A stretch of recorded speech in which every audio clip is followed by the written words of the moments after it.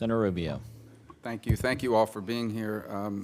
Ms. Thornton, there was an article I have here on October 22nd in the Wall Street Journal of last year, and it says that FBI agents in May of last year were prepared to arrest or detain 4 officials from China's Ministry of State Security, which is the equivalent of our CIA, for conducting illegal official business while traveling through the U.S. on transit visas. These officials had traveled to New York City to pressure Guo Wengui, a wealthy Chinese businessman who applied for asylum in the United States, to return to China and stop using social media to accuse Chinese officials and tycoons of corruption. The article goes on to say that while FBI agents were at the airport and prepared to arrest or detain these officials before they departed to China, they could not secure final sign-off from Washington. According to this article, some senior administrative officials described you and some of your colleagues as not supporting this FBI operation and, quote, improperly hindering law enforcement efforts to address China's repeated violations of U.S. sovereignty and law, end quote. Is it true that you opposed that arrest? I'm not sure that I was involved in that decision-making process, but I do know that it was an interagency decision and that there were interagency meetings on this issue that came to the conclusion. Do you recall being involved in the interagency decisions? I do not.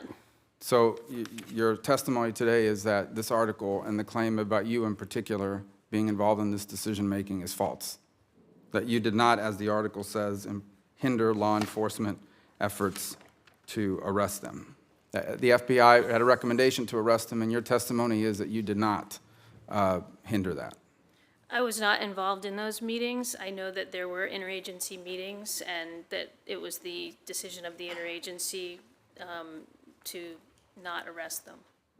So you were not involved in any of the I want to be clear, you were not involved in any of the discussions, interagency meetings. You had nothing to do with a decision by anyone in Washington to ask the FBI not to arrest him. You had nothing to do with that decision. I mean, I was aware of the conversations that were going on at the time and after the fact. But you did not weigh in? I did not weigh in. Okay. I want to ask you another question. Again, because you're acting in this capacity already and you've been involved in these efforts for a long time, this is the website of the State Department. I had a chart, but I didn't put it up. With your permission, I just want to hold up this paper. It used to have the flag of Taiwan in the website. It no longer has the Taiwanese flag. Do you know how that happened? Were you aware of how that decision was made to take it down? Yes, I am aware. The Consular Affairs Bureau rolled out a new website for travel advisories that was done through a contract and was not seen by our office. And following the publication, we don't recognize, of course, Taiwan as an independent country, and we don't recognize the flag of the ROC as a country where we have official relations.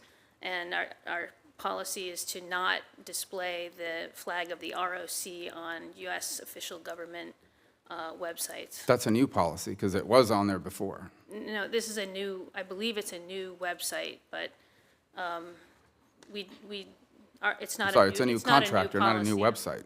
This is the old website has the flag, the new one does not. So it's not an old website, might be a new contractor that designed the website, is what you're saying. I'm not sure what specific site that is, but www.state.gov. That can't. But, I mean, I'm just saying that it's not a new policy not to display the flag. Well, the flag is here. So was that just a blip or something? I guess it was somebody inadvertently put it in and you guys took it out. The bottom line is, this is the way it's going to stay. We used to have the flag. It's not going to be on there anymore. There was a change. There's no doubt there was a change. The websites, the graphics are identical. Someone took down the flag. Well, on a policy note with regards to that, let me ask you this. Would you commit to encouraging high-level visits between senior U.S. government officials to meet with Taiwanese counterparts in Taipei? Well, Senator, we have a very robust unofficial relationship with Taiwan that's grounded in our long-time policy based on those 3 joint communiques and, of course, our commitments under the Taiwan Relations Act, which are very important. And we have frequent exchange with people on Taiwan, and I think that I certainly support continuing that robust unofficial relationship. But what about having high-level visits between U.S. government officials to meet with their counterparts in Taipei?